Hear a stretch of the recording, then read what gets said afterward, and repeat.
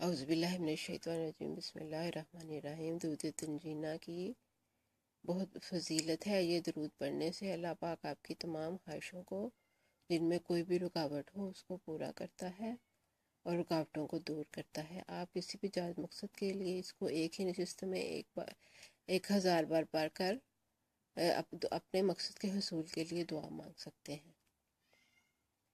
عام طور پہ بہت سے لوگ بیٹھ کر ایک ہی نشست میں 1000 بار پڑھ لیتے ہیں۔ اگر آپ نے اکیلے میں پڑھنا ہو تو آپ 1000 کو 3 دن میں پورا کر سکتے ہیں۔ اولا ہر درود پاک 11 مرتبہ، پہلے دن کم از کم 300 بار تو اس کا پڑھنا ضروری ہے، پھر دوسرے دن 300 بار یا 400 بار، پھر تیسرے دن 300 بار، اس طرح آپ اس کا 1000 پورا کر لیں۔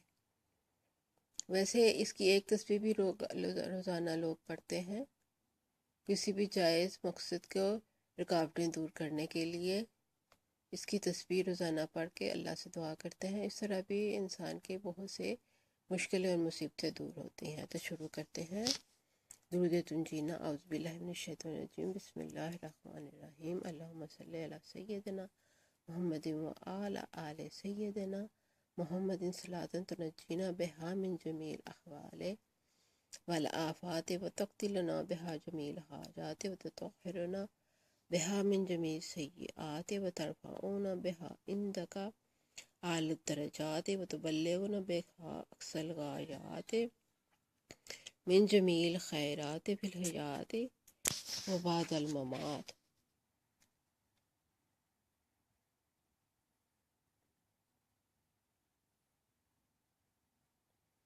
انک مجیب الدعوات ورافع الدرجات یا قاضی الحاجات یا کافی المہمات یا دافع البلیات یا حل المشکلات، اغثنی اغثنی اغثنی یا الہ انک علی کل شیء قدیر۔